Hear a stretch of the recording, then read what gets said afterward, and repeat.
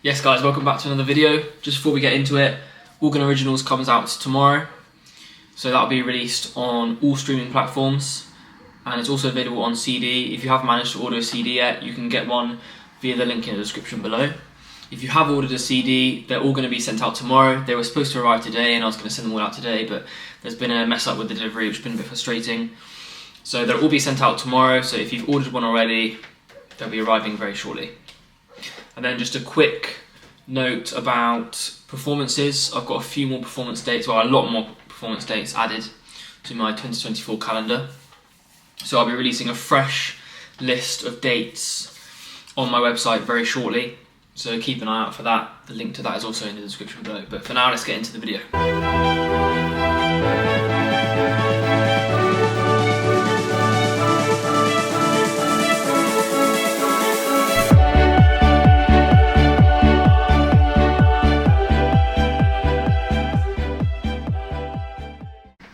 Okay, so let's get into the video. So today I just want to talk briefly about my creative process when writing music. Obviously Organ Originals comes out tomorrow, so I thought it would be a good time to just discuss briefly my process of writing music, my process of composition, how I write music, why I write music, and the kind of steps that I go through when writing music. A few of you have been asking me to kind of elaborate on those, so I thought I'd do that today. So firstly, I'd start by saying that writing music is very, very slippery, and what I mean by that is it's very unpredictable. When I was at university, in my last year I did a dissertation on Aristotle and Freud and comparing their views of happiness and the purpose of existence, which I'm not going to get into now, but one of the thinkers, one of the writers who I looked at, called Jonathan Lear, criticised them both because they were both trying to solve the problems of existence through one thing. So Aristotle had this idea of eudaimonia, of happiness, human flourishing, and he wanted to solve all of the human problems of purpose through that one answer. And likewise with Freud, he kind of went the other way, was much more negative, but he wanted to solve the problems of human existence and the questions of why we exist through the death drive and certain primal instincts. So he thought that both of them had their own issues because they were trying to solve a massive, massive problem through one thing. And he said that it's very difficult to agree with that and align with that because consciousness is very, very slippery. And I agree with that statement. I think consciousness is very, very slippery, and I think there are definitely certain states of consciousness, different states of consciousness, and because consciousness is slippery, I think writing music is also something that is very, very slippery at times. It comes and goes, the inspiration to write music comes and goes, and also the process can be very, very slippery. You know, it can be very, very smooth and come out very naturally. There are other times when I'm writing music and it can feel very forced. And sometimes I do just have to sit down and force myself to write a certain section of music. So it is quite an interesting topic because, yeah, as I said, it can happen in very different ways. For me personally, if I force myself to sit down and write a particular kind of music, I then struggle to actually bring that out in a proper and good manner. So it's best for me if I sit down and I'm not actually consciously trying to write a certain kind of music. I just let the music come to me, and then if it sounds good, it sounds good, and if it doesn't, it doesn't, and a lot of times it doesn't. Any songwriter will tell you that they've had to write 100 bad songs for every good song that they write, and that's particularly true at the start. You know, obviously the more you write, the better you get, and also you're more comfortable with different things. So I'm more comfortable writing organ music than writing orchestral music. Even though I want to become more comfortable with writing orchestral music, I'm just more competent at the moment at writing organ music. As I said, the process can change, and for writing the Organ Originals album, some of the tracks came out very, very quickly. I actually had to finish writing probably about 3 or 4 of the tracks in about 2 days, and I had to write them and record them in a couple of days because of the deadlines that I'd set for myself. And I wasn't actually setting out to write specific kinds of organ music, so that kind of gave me that free rein, which meant that I didn't feel constrained.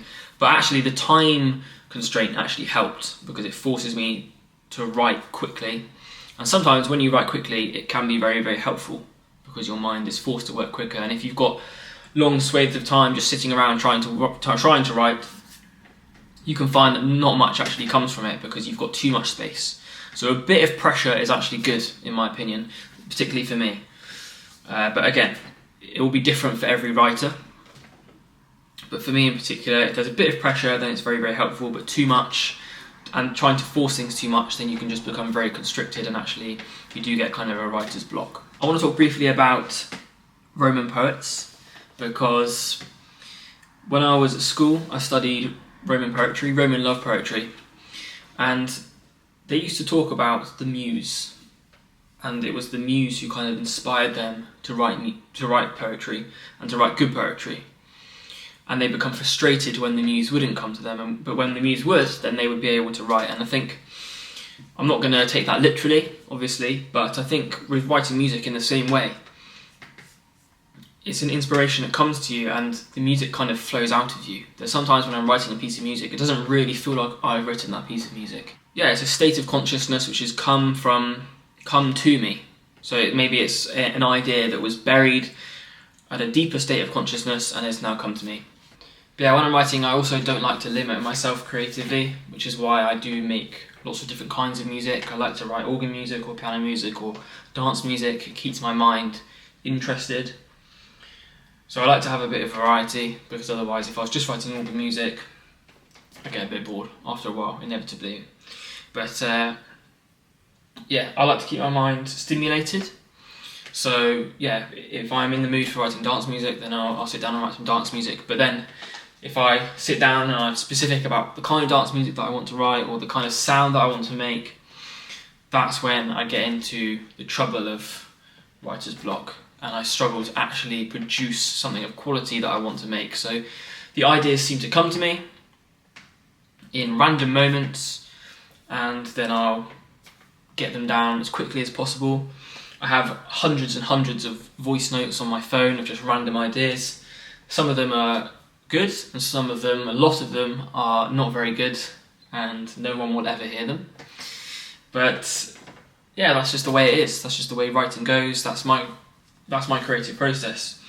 But yeah, if you've got an idea, I definitely recommend getting it down as quickly as possible, playing it on the piano or just humming it to yourself. Or even explaining on the voice note what it is that you want it to be. If it's a dance track and it has a specific sound that you want to have, then you might need to explicate that and explain it. So yeah, my voice notes are packed of things. Lots of different ideas, classical pieces, choral pieces, piano pieces, organ pieces, dance tracks. And yeah, I've used lots of the voice notes for tracks that I've already released. I'm using some of the voice notes currently for tracks that I'm currently writing. So it's a big mix. A lot of the piano pieces were originally just recorded on my phone, sat at the piano in an evening and just writing a few piano pieces and just some ideas. I listen back to them. Sometimes I listen back to them a week later, an hour later, a month later. There's voice notes on there that I find that I just go back sometimes and look through, and I'll find them from 3 months ago, 6 months ago, and think like, oh, that sounds so good. Why haven't I worked on it further? And then I'll save it, I'll transfer it to my laptop, so I've got it in 2 places. And yeah, I'll get to work on it and I'll start developing it as an idea. And I think that also is a good test of whether it's a good song or not, is if you've written something, you leave it for a bit and then you come back to it in a few months or so and you still think it sounds really, really good, it's probably a good idea. It's probably a good idea and you should probably build on it. So yeah, I use that as a good method as well. That if there's a song that or an idea that I've just jotted down very quickly, just sat at the piano, if I come back to it in a few weeks' time, in a week's time, in a month's time, and I still really like it, then yeah, I think it's worth pursuing. There's also still obviously loads of gaps in my creative arsenal. I'm starting to write more choral music now, so it's about getting to grips with that and trying to adapt, I guess, and also adapt to writing orchestral music. I'm working on a kind of more refined dance track sound which involves orchestral elements, so it's about getting used to writing orchestral music and trying to combine those up in the right manner. So that's going to take a bit of time. I'm going to have to be a bit more patient with that. So a lot of these things take time, a lot of them take work, a lot of the ideas, you can't just finish them straight away. They have to be settled down for a bit, and then you can come back to them and build on them a bit more. So some tracks, as I said, some tracks come very quickly and they're written in half an hour, and the whole track, the whole idea is there, and it's just about refining things and getting everything spot on. Other tracks I'll write half the piece and then I'll have to come back to it a week later, or I'll write half the piece very quickly and the other half I've got loads of different ideas for where I want to take it, and it's only when I've gone through a certain amount of ideas where I find one that I'm really happy with. My organ piece, Prelude in E minor, the first idea for it came very randomly and very quickly. The second half of it took a long time to write. I've written so many different parts for it, so many different possibilities for that second half. And then eventually an idea just came and I was happy with it. But then that flowed very quickly. Once I got the initial idea, it then flowed again very quickly. So yeah, it's a very unpredictable, very messy process really in a lot of ways. But the more you do it, the better you get. The quality of music that I write now is hopefully, to the listeners, better than it was a year ago, 2 years ago. 3-4 years ago I wasn't even really writing music, but yeah, the more you do it, the better you'll get. Like with anything, life is just simply reps. The more reps you do of something, the better you'll become at it, the more competent you'll become. And the same as with writing. Even though it is a creative process, it's still like going to the gym. You just have to keep doing it until you become good at it. So that's kind of my view on my creative process. Again, I'll sit down and sometimes I won't be able to write very much at all, but there's also kind of the feeling that you need to work through all the rubbish to get something good. So you can be writing a lot of bad music and then touch on something that's very, very good, and you're very happy with that result. And you could only get there by going through all the rubbish. So especially at the start, you have to be willing to do that, but even as you get a bit better, there are going to be days when writing seems very, very impossible. But you get through those and something good comes of it out of the other side. So you do have to be a bit militant about it in some way, because you have to still, yes, it's something that just comes to you, but then that can lead to the excuse of, well, I'm just gonna write when I feel inspired, or I'm just gonna write when it feels like I have a good idea. You have to write even when you don't feel like writing, and even when you think there's no good ideas coming to you, because you might be playing around, you might be messing around, you might be playing on the organ and just doing some improvisation, and then an idea suddenly comes to me. So it's very unpredictable. That's the whole thing. It's very unpredictable, so you just have to keep trying and keep persevering. But yeah, if you show up every day, you'll eventually get somewhere. And that's why I do genuinely believe in the saying that 90% of success is just showing up, because maybe a lot of people think that it doesn't really mean anything, but actually just showing up and actually just doing what needs to be done, you're pretty much there. And there will be loads of times when the results that you want don't come, but it only takes one track, it only takes one piece of content, it only takes one moment of performance, of excellence to change your life and to completely transform your perception of yourself as a composer and other people's perception of yourself as a composer. So that's my creative process, and that's the kind of mindset that underpins it, is that even when I don't want to write, I still need to force myself to sit down and write.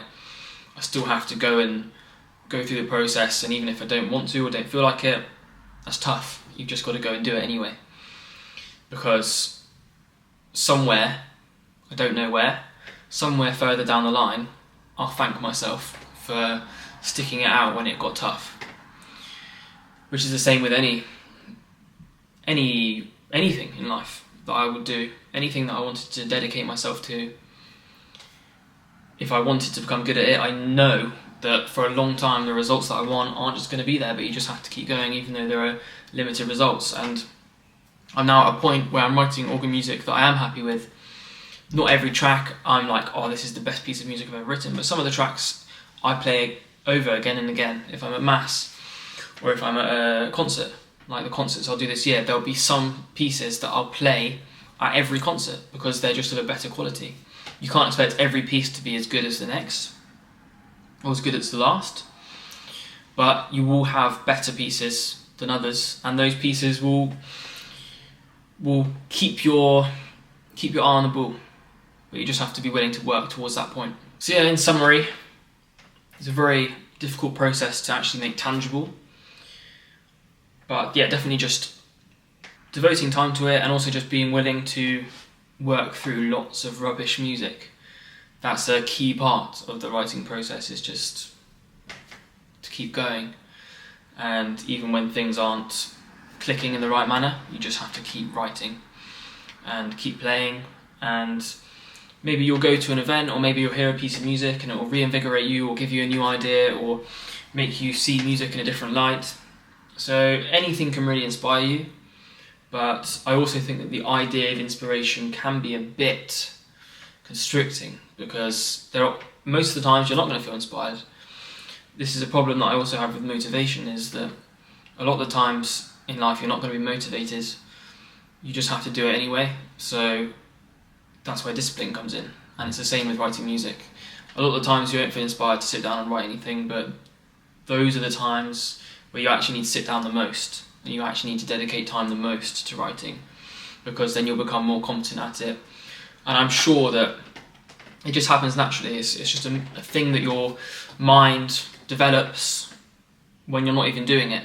It's a skill that you just develop, and you'll find that in a year's time, if you've dedicated enough time to it, you'll be a massively improved writer, a massively improved composer. And it's something that you won't even really notice because it happens so gradually. But you have to be disciplined in that sense to develop that. So again, like with anything in life, it's discipline, and it's being willing to put in the work when you don't want to, like with anything. So there's no different in that sense. And a final thing I would say is that why I write music, I feel like I have to. It's kind of like a lot of musicians that I've spoken to say this as well. It's something they have to do, even if they made no money from it and they had to do it just as a hobby, they would still do it. And if I was making no money from it, I would still do it, because it's just something I have to do. It's something that I don't think I could live without. I've been a musician for pretty much as long as I can remember. And it's been a part of my daily life for as long as I can remember. So yeah, it's just a part of who I am. So I'd have to write music. It seems like the logical next step after you've learnt an instrument, how to play it. Writing on it is the next logical step to mastering it. I'm not convinced that you truly mastered an instrument if you can't write music for it. So that's kind of the next step. That's kind of the next step in my journey. I also believe that in terms of becoming well known as a writer, that can be more global than just as a performer. If you're performing other people's music, it's great, and you can interpret it in your own way, and you can be known for that, but I think there's a limit to your influence, and I think there's a limit to the effect that you have on people, because you are essentially playing other people's music. If you're writing your own music, I think it branches out into a new plane of entertainment, but also of creation. So yeah, I want to explore both of those and be an entertainer and a creator. But yeah, I write because I have to. I can't not write. It's something I sit down and it just, it feels right.